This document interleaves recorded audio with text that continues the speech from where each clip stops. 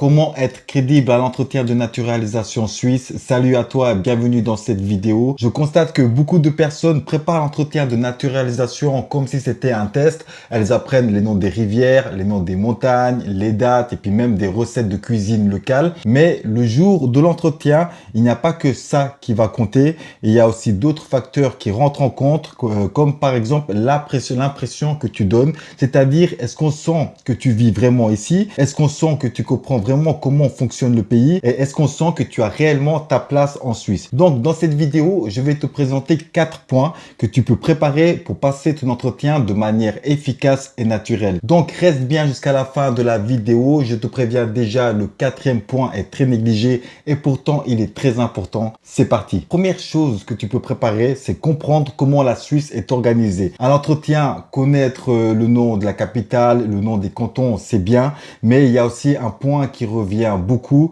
c'est savoir comment le pays est organisé au niveau du fonctionnement, au niveau de la politique. Donc, en gros, la Suisse fonctionne avec un système fédéral. Le pays ne repose pas que sur un seul niveau de pouvoir, mais sur 3, la commune, la confédération, le canton.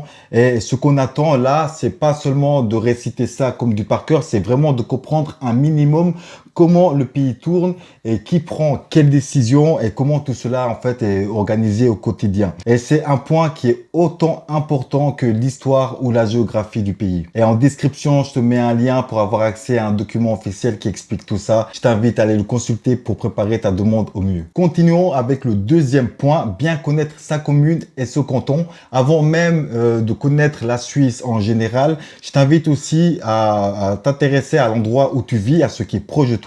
Par exemple, en t'intéressant à ce qui se passe dans ta commune, tu peux mieux connaître la vie locale, la culture, les traditions et tout ce qui fait vivre le lieu durant l'année. Et ce qu'il faut comprendre, c'est que connaître sa région, ça permet de savoir dans quel cadre on vit au quotidien. C'est souvent là que l'intégration se voit le plus, c'est-à-dire dans le lien que tu as avec le lieu où tu vis. Et le troisième point, c'est se présenter à l'entretien en maîtrisant une langue nationale.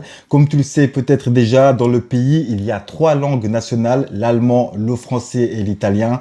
On peut aussi ajouter une 4e langue qui est le romanche, mais qui est très peu parlé. Et si la Suisse demande un certain niveau dans une langue nationale lorsque tu fais ta demande, c'est parce que la langue permet de comprendre ce qui se passe autour de toi, de communiquer avec les autres, de communiquer avec les autorités et de travailler, participer aussi à la vie en société. Et le secrétariat d'État aux migrations demande d'ailleurs de pouvoir communiquer au quotidien dans une langue nationale avec un niveau en général au moins B1 à l'oral et A2 à l'écrit. Et lorsque tu vas passer l'entretien de naturalisation, le fait de maîtriser une langue nationale, ça va prouver quelque chose de simple, c'est que tu comprends ce qu'on te dit et que tu peux répondre avec tes propres mots. Et tu n'as pas besoin d'utiliser un niveau de langage sophistiqué ou bien soutenu. Des réponses claires, simples et naturelles font meilleure impression. 4e et dernier point, prouver une bonne intégration. Je l'ai dit en début de vidéo, pour moi c'est un des points les plus négligés et pourtant très important et je vais t'expliquer pourquoi. L'intégration ne se voit pas seulement dans les papiers, il n'y a pas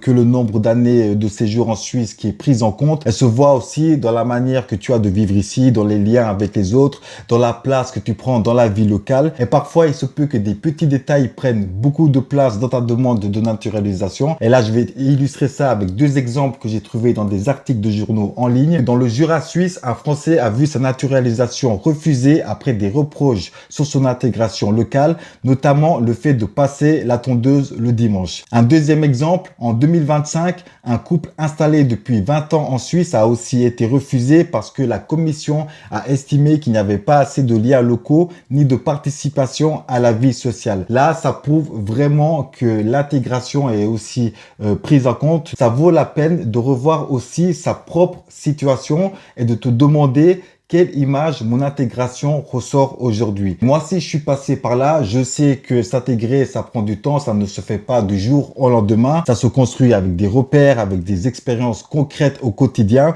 Et si tu veux faire le point là-dessus, échanger avec moi, tu peux prendre un rendez-vous. Le lien est dans la description. C'est l'occasion pour toi de me poser tes questions pour préparer ton entretien de manière cohérente et crédible. Alors, pour résumer, un entretien de naturalisation ne regarde pas seulement ce que tu sais, ça permet aussi aussi de vérifier si ta présence en Suisse est pertinente, comprendre comment le pays est organisé, connaître ce canton, parler une langue nationale avec aisance et participer à la vie locale. C'est souvent là que tout se joue. On arrive à la fin de la vidéo. Pense à t'abonner si tu veux d'autres contenus pour t'aider dans tes démarches de naturalisation. Pense aussi à activer la cloche de notification pour ne pas louper les prochaines vidéos et à très vite.